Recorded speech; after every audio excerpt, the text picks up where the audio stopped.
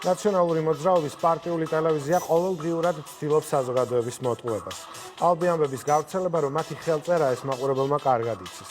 თუმცა არსებობს სენსიტიური თემები, რომლის შესახებაც თუ სპეციალისტების კომპეტენტურ განმარტებებს არ მოვისმენთ, შესაძლოა ალბი ამბავის სინამდვილე გვეგონოს. ონის ჰესის კასკადის პროექტი ერთ-ერთი ასეთი თემაა. რა ხდება რეალურად რაჭაში და რა სარგებელს მოუტანს რეგიონს ონის ჰესების კასკადი. მარიამ ოშხნელი იმყოფებოდა რაჭაში.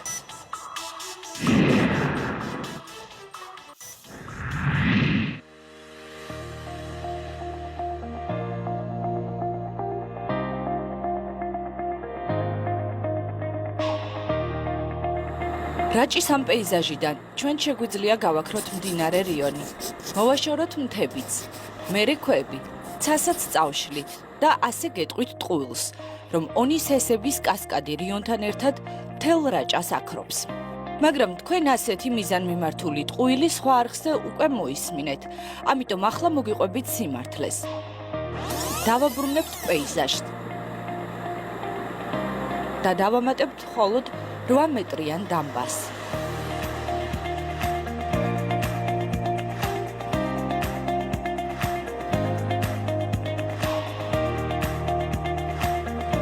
ეს დაბა განთავსდება რიონის აი ამ კალაპოტში, სადაც მოხდება ძალიან მცირე 1 ჰექტარზე მაქსიმუმ ტერიტორიაზე წყლის შეგუბება. რიონი არ ქრება, მეტიც.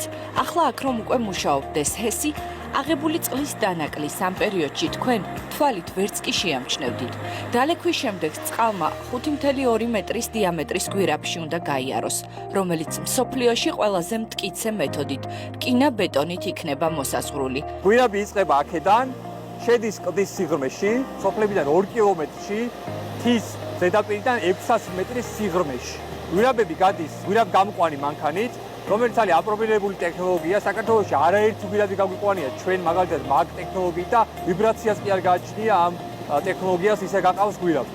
გვირაბის გავლის შემდეგ წყალი ამ ადგილას გამოვა, სადაც პროექტის მიხედვით 2 შენობა უნდა განთავსდეს, ძალური კვანძი და ქვესადგური. სწორედ ამ ადგილას მოხდება ელექტროენერგიის გამომუშავება.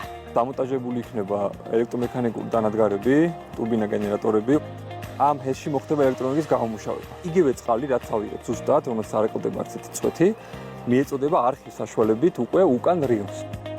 ონი 1 ჰესის დადგმული სიმძლავრე 122.4 მეგავატი იქნება. იგივე პრინციპით იმუშავებს ონი 2 ჰესი, რომლის სათავე ნაგებობა მდინარე რიონისა და მდინარე ჯეჯორას შესართავის ქვემოთ განთავსდება. ასევე დაბალი სიმაღლის დამბით, შეტყორვის ზედაპირის ფართობი მხოლოდ 10 ჰექტარი იქნება. წყალის ალექარში გადავა, შემდეგ ისევ უსაფრთხო მყარ გვირაბში, რომელიც სოფელ სორამდე განთავსებულ ჰესის სადგურს შეუერთდება. ონი 2 ჰესი წლიურად საშუალოდ 329 მილიონ კილოვატ-საათს გამოიმუშავებს. ელექტროენერგიის მისაღებად გამოყენებული რიონის წყალი კი სოფელ სორთან ისევ რიონს დაუბრუნდება. ონის კასკადის პროექტში განხორციელდება 330 მილიონი ამერიკული დოლარის უცხოური ინვესტიცია, რომელიც ეკონომიკისთვის ძალიან მნიშვნელოვანია. ეს პროექტი გამოიმუშავებს 780 მილიონ კილოვატ-საათ ელექტროენერგიას, რომელიც არის დაახლოებით 6% ჩვენი მოხმარების.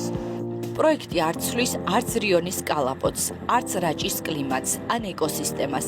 ექსპერტი გარემოს დაცვის საკითხებში, რომელიც პროექტის არეალს 2014 წლიდან ადგილზე ჯგუფთან ერთად 3 წლის განმავლობაში სწავლობდა, ამბობს, რომ მასშტაბური დეტალური კვლევები 4-ვე სეზონზე უწყვეტად ტარდებოდა და ყველა დასკვნა პოზიტიურია.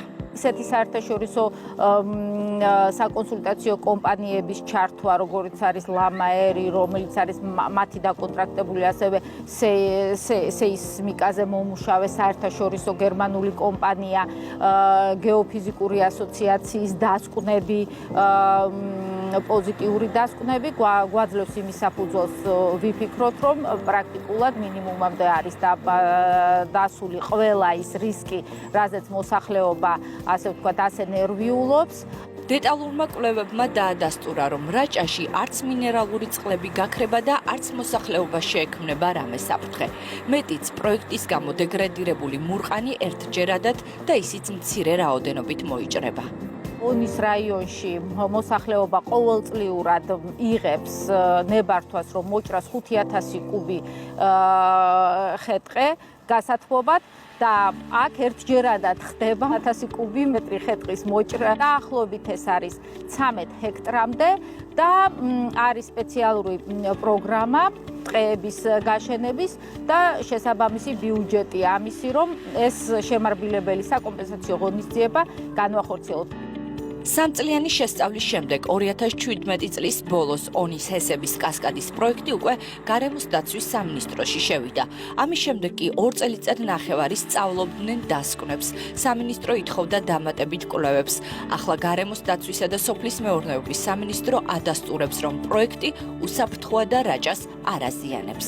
კიდევ უფრო მეტად დეტალური შეფასებები მოვითხოვეთ გარემოს დაცვის თვალსაზრისით ისეთ მნიშვნელოვან საკითხებზე, როგორც არის დეტალური გეოლოგიური და საინჟინრო გეოლოგიური შესწავლები, ჰიდროლოგია, წყლის ბიომრავალფეროვნებაზე გავლენა, ეკოსისტემაზე პროექტის ზეგავლენის შეფასება, მინერალურ წყლებზე და ამ შესაბამისი კვლევების წარმოდგენის შემდგომ, რომელიც შეფასდა დარგობრივი სპეციალისტების მხრიდან, გაიცა სწორედ საბოლოო გადაწყვეტა.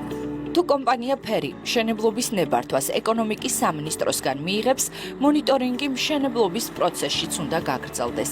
ეკონომიკის მინისტრი ამბობს, რომ წინ კიდევ ბევრი პროცედურაა, თუმცა სიმძლავრე, რომელსაც ონის ჰესების კასკადი გამოიმუშავებს, ქვეყნის ენერგეტიკისთვის მნიშვნელოვანი შეღავათი იქნება. ჩვენი იმპორტზე დამოკიდებულება, რა თქმა უნდა, ბევრად შევცირდება, როდესაც ონის კასკადისნაირი ჰესები ამუშავდება. ერთი რამეც მინდა ვთქვა, მესმის რომ შეიძლება მოსახლეობას ჰქონდეს შეკითხვები და უშუალოდ რამდენად უსაფრთხოა, რამდენად შესწავლილია.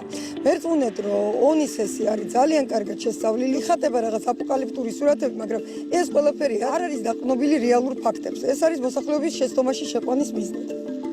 ონის ჰესების კასკადის პროექტი, რომ უსაფრთხოა და დეზინფორმაცია მიზანმიმართულად ვრცელდება, ამას ნებისმიერი დაინტერესებული პირიც კი მარტივად გაიგებს, თუ საჯარო დოკუმენტებსა და კვლევებს გაეცნობა.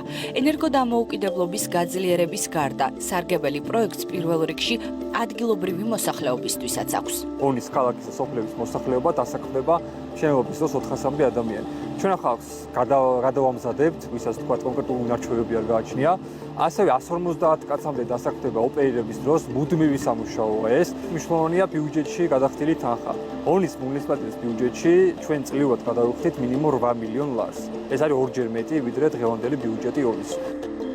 რეგიონში დაგეგმილია მასშტაბური სოციალური და ინფრასტრუქტურული პროექტების განხორციელება. კომპანიამ უკვე დახარჯა 300,000 ლარი. სოფელ ნაკიეთში სანიაღვრე ქსელი მოეწყო. ონის მუნიციპალიტეტს გადაეცა მიკროავტობუსი. ასევე ონში გასული წლის სექტემბერში მოეწყო მინი სტადიონი. ხედავთ ბავშვები ყოველ საღამოს დილით, მთელი დღის განმავლობაში აქ ბავშვები სულ არიან. სოფელ ჯინჭვისში ბავშვებს პირველად აქვთ თანამედროვე ხელოვნურ-საფარიანი სტადიონი. ონლაინ გაკვეთილების შემდეგ ეს ახალგაზრდების თავშეყრის მთავარი ადგილია. გოგოები და ბიჭები, მომავალი თაობა აქ ყველაზე მეტ დროს ატარებს. ჯინჭვისში სტადიონი კომპანია ფერმა 2019 წლის სექტემბერში გახსნა. ვიდრე პატარები კალათში ბურთის ჩაგდებაში ერთმანეთს ეჯიბრებიან, სოფლის ცენტრში ონის ჰესების საკითხი იხილება. ჯერ ერთი რომ ეკონომიკური სიძლიერე იქნება რაიონის. დასაქმდება მოსახლეობა, დასაქმდება ახალგაზრდები. წყალდიდობები ნაკლები იქნება, ტერიტორიები გაუთავისუფლდება, საძოვარი, საქნავი, რაც რიონს ტერიტორია უკავია და აფუჭებს. ადიდების დროს ყველა ეს გათავისუფლებული ტერიტორიები მოხმარდება მოსახლეობას. შვეიცარიაში არის 5500 ასეთი პატარა გესები.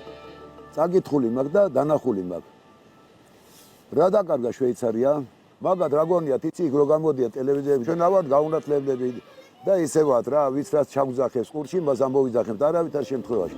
ყველაფერს ავხედავ შენაც. რაჭველებმა იციან და ახსოვთ ისიც, რომ წინა ხელისუფლება რიონის ხეობის წყალსაცავად ქცევას და სოფლების გაქრობას აპირებდა. 140 მეტრის სიმაღლის კაშხლის მქონე ჰიდროელექტროსადგურის აშენებას, რომლის ბრძანებაც მიხეილ სააკაშვილის დავალებით ენერგეტიკის იმდროინდელმა მინისტრმა ხეთაგურმა გამოსცა და საბედნიეროდ პროექტი ხელისუფლების ცვლილებამ შეაჩერა.